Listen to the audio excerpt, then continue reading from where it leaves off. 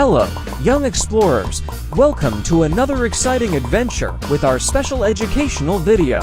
Today, we're going to dive into the world of incredible vehicles that help make our world go round. Are you ready? Let's get started. First up, we have the mighty bus. Buses are like big moving boxes that carry lots of passengers from one place to another. They have wheels that go round and big windows for us to see the world outside. Next time you hop on a bus, wave to the friendly bus driver. Now, let's talk about trucks. Trucks are like mobile treasure chests that carry all sorts of things, toys, food, and even the things we see in stores. They have a big open back called a bed where they load up all the goodies. Trucks are like superheroes of the road. All aboard the train.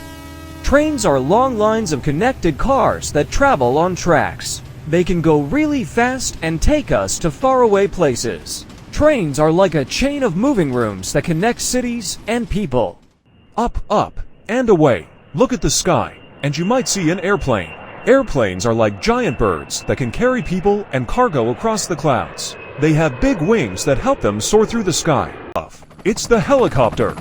Helicopters are like flying machines with spinning blades on top. They can go up, down, and even hover in one spot. Helicopters are like the acrobats of the sky.